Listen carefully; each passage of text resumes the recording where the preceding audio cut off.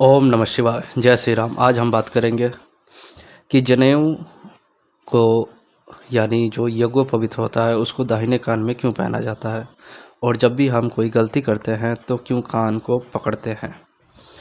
तो चलिए बात करते हैं कि यज्ञोपवित्र और गलती करने पे ये दाहिने कान से क्या रिलेट है, या फिर कान से क्या रिलेट है इनका। तो जब गंगा जी शिव जी की जटा से वो धरती पे आ रही थी, और इसके बाद वो जब हिमालय से उतरती हुई, जब वो पूरे धरती पे यानी चारों ओर जब वो बहुत तेज़ी से आ रही थी, तो बहुत सारे ऋषि मुनि की कुटियाँ यानी कि आश्रम वो सब टूट गया और तहस नहस हो गया। तो उन्हीं में से एक ऋषि जो जनेऊ ऋषि, जिनका नाम जनेऊ था, वो बहुत ज़्यादा क्रोधित हो गए। तो उन्होंने गंगा जी को एक चुल्लू में, मतलब अपने संकल्प से एक चुल्लू में ही मतलब पूरा का पूरा जल पी लिया। मतलब एक तरह से पूरा का पूरा, एक तरह से बोल सकते हैं, गंगा जी को अपने अंदर ले लिया।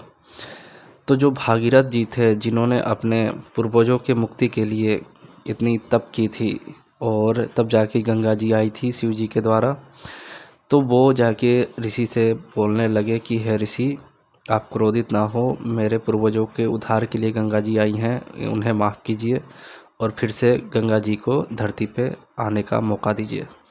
तो भागीरथ जी ने ऋषि को मनाया। तो ऋषि ने अपने दाहिने कान से, यानी राइट जो कान होता है, दाहिने कान से गंगा जी को बाहर निकाला। तब से जनेऊ धारण करने वाले जितने भी ऋषि मुनि हैं, वो कहीं ना कहीं जनेऊ को, यानी जो यज्ञोपवीत होता है, उसको धारण करते हैं। और मल मूत्र का त्याग यानी कि जब भी करना होता है, यानी जब भी कुछ अशुद्धि लगती है, तो उस समय वो दाहिने कान पे रख लेते हैं। तो त्याग करते समय दाहिने कान पे रख लेते हैं जनेऊ को। इसका मतलब यह है कि जब भी हम कभी भी जनेऊ धारण करते हैं, यज्ञोपवीत धारण करते हैं, तो यज्ञोपवीत में बहुत सारे ऋषि मुनि देवी देवता रहते हैं, बहुत ज़्यादा।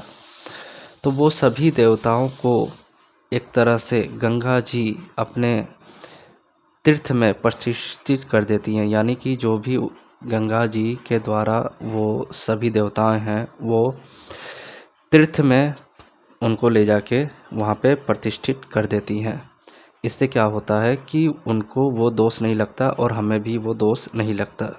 तो इसलिए कहीं ना कहीं दाहिने कान पे हम जनेऊ को रखते हैं। यानी कि जो यज्ञोपवीत होता है उसको हम दाहिने कान पे रख लेते हैं, जिसमें सभी देवी देवता होते हैं, और वो गंगा जी के द्वारा तीर्थों में प्रतिष्ठित हो जाते हैं। और इसीलिए कान पे जनेऊ को चढ़ाया जाता है। और दूसरी बात कि गलती करने पे कान क्यों पकड़ते हैं, तो कान पकड़ने का अर्थ यह है कि हम कहीं ना कहीं गंगा यमुना सरस्वती जी की सौगंध खा के, यानी तीर्थों की सौगंध खाते हैं, और तीर्थों की सौगंध यानी एक तरह से कसम खाते हैं, इसलिए कान पकड़ा जाता है। यानी कान पकड़ना ऐसे ही नहीं है कि कोई बोलता है कि कान पकड़ो। कान पकड़ने का यही अर्थ है कि बोला जाता है कि कान पकड़ने से हम गंगा यमुना सरस्वती तीर्थ, यानी जो भी तीर्थ हैं, उनकी सौगंध कसम खाते हैं, इसलिए कान पकड़ा जाता है। जल्दी कान ना ही पकड़े किसी भी बात पे। कुछ लोगों को कसम और कान पकड़ने की आदत होती है, तो ये चीज़ ना करें, क्योंकि आप कहीं ना कहीं गंगा यमुना सरस्वती की सौगंध खा रहे हैं, जो कि अच्छी बात नहीं है। तो थोड़ा ध्यान रखें।